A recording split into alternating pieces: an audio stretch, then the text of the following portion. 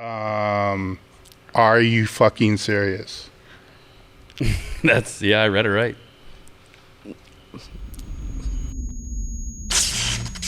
All right, I got an interesting one here. It's this guy said, I'm bulking and my goal weight is 400. I'm currently 262 up from 244. Would you recommend gaining 20 to 30 at a time and stay at that weight for a few months to let my body acclimate to it, or just steadily bulk? Are you fucking serious? I read it right. Dave's really at a loss now. Okay. Assuming that you're not fucking with us, which I have to believe that you're fucking with us. You're either 7 foot tall. Yeah, I want to know. All right. I hope so. Yes. I would work on, what's he weigh right now? His username is Shaquille O'Neal. No, I'm kidding. Yeah, okay. Yeah, what's he weigh right now?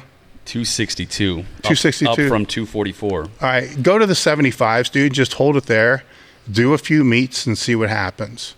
Instead of you got to do a meet. If you're going to move up weight classes, you should hit at least one meet in each weight class as you move up. Otherwise, you have no real marker to know where your best leverages are. Because, like I said earlier, you're going to end up coming back down. So if you can get some pretty decent markers on the way up and take this, I'm not a big fan of training logs, but I am a big fan of stuff like this. If you're moving up, take really good notes, man, because your deadlift is going to change as your belly gets bigger, and your leverages are going to change, and you're going to forget that shit when you're 275 and then all of a sudden you're 320. Because you're going to have a 320 torso, not a 275, and probably already at 262. He started at 220, right? 240. At 240. So he hasn't really noticed a big difference yet. But as he goes up and hits 280, he's going to forget what 240 feels like when he squats. Because 280 is going to be like, oh shit, I got like a little basketball in there, and then 320 is going to feel like I got a stability ball in there. But you gotta write the shit down. So but that I'll pass it on to you. But I mean, like, I just have to say, of course you want to do it steadily, otherwise you're going to look like a big pile of shit and you're not actually going to be strong. Well, blood pressure too. Yeah, and you'll fucking die. But like, it's like, do it steadily. Do what Dave said, because you're going to get to, like, as a guy that has I've over the course of my like training career, I've went from 282 to 169 to 268 as like my highest train weight. So it's like things will change, and you're going to hit a point where you're going to have a hard time continuing to gain weight, and it's not as easy as sometimes like just, I got to add 500 calories here. It's like, no, because like anyone who's bulked for an extended period of time is going to know that you add those 500 calories, you shit those 500 calories out. Good point. Like, it's not just a complete, like, it's not a straight line of positive correlation. Your body can only handle so much for so long. And you're not just going to be able to go for it's like the whole IFYM, like everything goes by the book. So 1 pound a week, and I'm going to do that for 52 weeks and gain 52 pounds. It's like, no, you fucking won't. That's not how this works. Like, yes, law of thermodynamics. Okay, cool. But your body has it will be like, no, you're not, this isn't fucking happening, because it's not going to absorb stuff and you're just going to blow it out. So you're going to have to hang out at a weight for a while and let your body adjust and eat at maintenance, and then come back to it and like go through another phase of hard gaining. What's his face?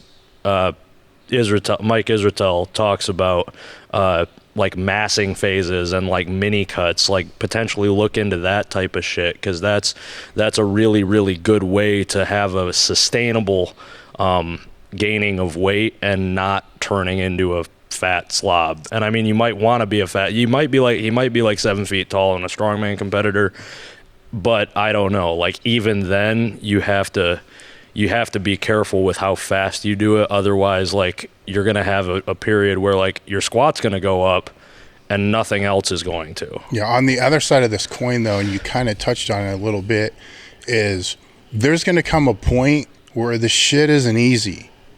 For me, it was like 285, man.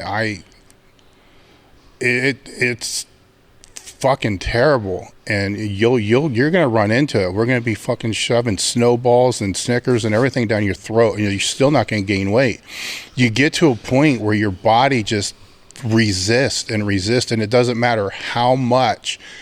I can't count the number of nights I sat on my bed in a quadruped position, just wishing to God my stomach would just get bigger and expand and just rest against the pillow, because it just killed so bad from eating. And I had 2 more meals left, and it's like, Jesus, this is terrible. And what I do know now, but see, when you're doing meats, you don't have time for shit like this.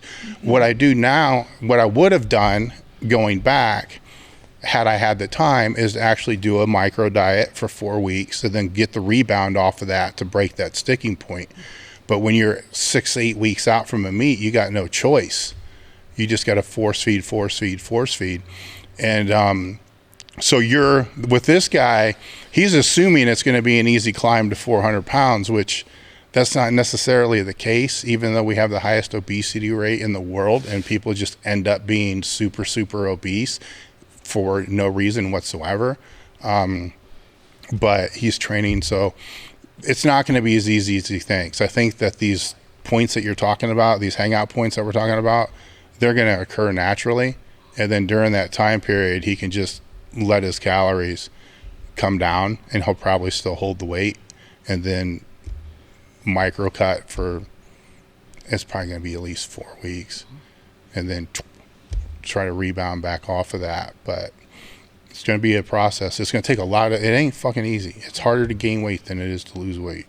That goes back to what you were saying about naturally just training and letting your body weight go up until your total stalls. Because I always say to anybody that I take on as a client, or anybody that I train with or whatever, it's harder to gain muscle than it is to lose fat. Lose fat, you just don't, like, it's easy to not fucking eat, especially after you've been force feeding. Doing like a mini cut of 4 weeks, shedding some water weight, shedding some like just glycogen, and just trimming up your waist a little bit, and then you're like, wow, I actually feel a lot fucking better. That's just a month. Like after 12 weeks or however long of force feeding and like putting just unimaginable amounts of food in a mixing bowl and just sitting there watching Netflix trying to shove it down your throat, like it's a nice break, and those will come naturally to them. Here's my rant about fucking lean body mass.